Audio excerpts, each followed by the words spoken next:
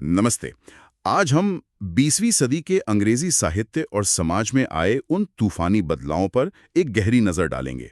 ये एक ऐसी सदी थी जिसमें एक तरफ तो इंसान ने विज्ञान में बेमिसाल तरक्की की, लेकिन साथ ही दो विश्व युद्ध और एक तरह के नैतिक पतन का दौर भी देखा। बिल्कुल। और आज हमारे विश्लेषण का आधार है A.C. वॉर्ड की किताब 20th सेंचुरी इंग्लिश लिटरेचर। हमारा मकसद ये समझना है कि कैसे एक ही सदी में वैज्ञानिक प्रगति के साथ साथ नैतिक और आध्यात्मिक पतन भी हुआ और इसका साहित्य पर क्या और कैसा असर पड़ा। चलिए इसे खोल कर देखते हैं। 20वीं सदी की शुरुआत में विक्टोरियन युग की हर चीज को चुनौती दी जा रही थी। स्रोत कहता है कि विक्टोरियन समाज की एक खासियत थी, वे सत्ता, धर्म, परिवार, साम्राज्य इन जैसी संस्थाओं को स्थायी और अटल मानते थे। हाँ, ऐसा लगता था जैसे वे एक अडिग नींव पर बने घर में रह रहे हैं। तो फिर ये नींव हिली कैसे? देखिए, इस स्थिरता की आलोचना इसलिए हुई क्योंकि आलोचकों का मानना था कि विक्टोरियन मान्यताएं अक्सर खोखली थीं, मतलब बिना किसी व्यक्तिगत जांच पड़ताल के अपनाई गई थीं। अच्छा। जॉर्ज मेरेडिथ जैसे लेखकों को तो उस दौर की कविताओं में पाखंड की गंध महसूस हुई, और बाद में सैमुअल बटलर ने अपनी किताब एरेवॉन से तो विक्टोरियन मूल्यों पर सीधा हमला ही शुरू कर दिया। और फिर इस बदलाव के सबसे बड़े अगुवा बनकर आए जॉर्ज बर्नार्ड शॉ। उनका एक ही मंत्र था, सवाल करो, जांचो, परखो। Question, examine, test. हाँ।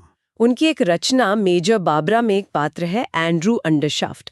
वो कहता है, यही तो आज दुनिया की समस्या है, ये अपने पुराने भाप के इंजन और डायनेमो को तो कबाड़ में फेंक देती है, लेकिन अपने पुराने पूर्वाग्रहों, अपनी पुरानी नैतिकता, अपनी पुरानी धर्मों और अपने पुराने राजनीतिक संविधानों को कबाड़ में नहीं फेंकती। क्या बात है। लेकिन इस विद्रोह का एक गहरा असर भी हुआ।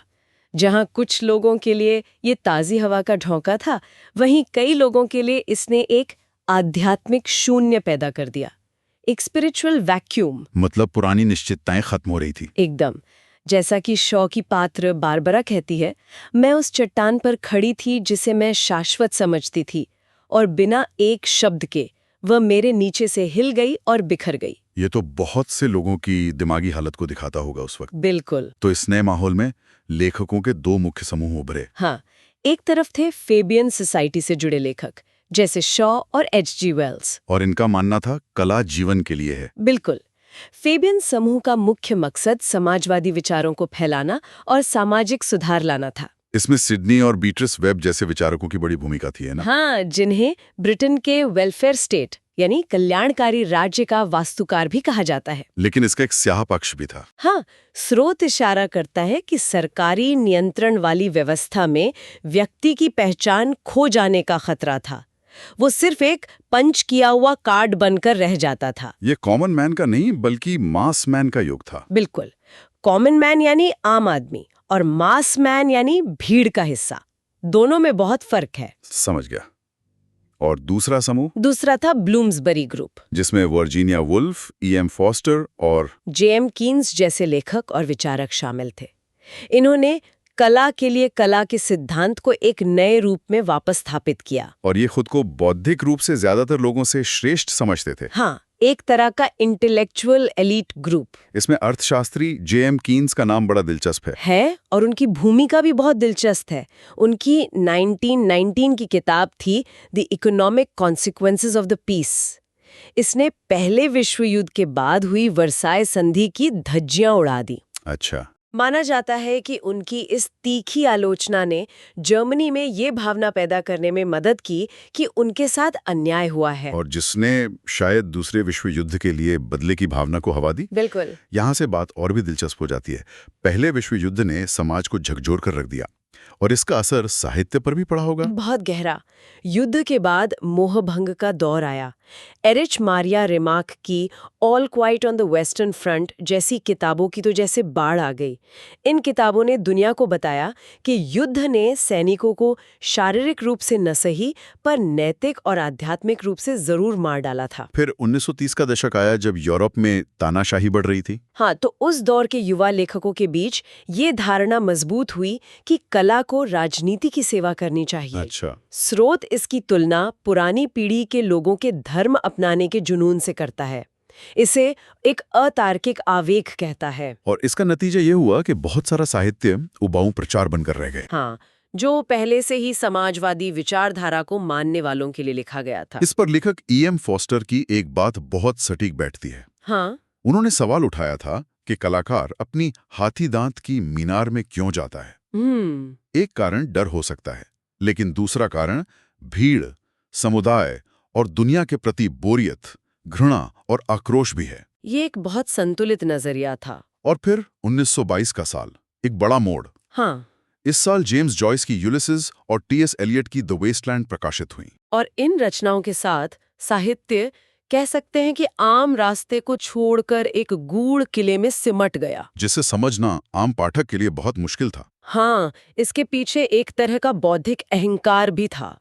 स्रोत इसे आम बुद्धि के प्रति तिरस्कार के रूप में देखता है। अच्छा, जॉयस की किताब पर टिप्पणी करते हुए स्टुअर्ट गिलबर्ट ने लिखा था, जॉयस ने अपनी बुद्धि के अधिकार को मानसिक अधोलोक की अनियंत्रित भीड़ के सामने कभी धोखा नहीं दिया। बाप रे, ये तो बहुत कड़ा बयान है। बिल्कुल, ये रवैया दिखाता है कि साहित्य अब एक छोटे खास वर्ग के लिए लिखा जाने लगा था। अकादमी आलोचना का भी एक मजेदार किस्सा है। हाँ, प्रोफेसर विलियम एम्परसन वाला। हाँ, उन्होंने T.S. एलियट की कविता में प्रिंटर की एक मामूली सी गलती को एक बहुत गहरा और जटिल साहित्यिक संकेत समझ लिया और उस पर अपनी पूरी थ्योरी बना दी।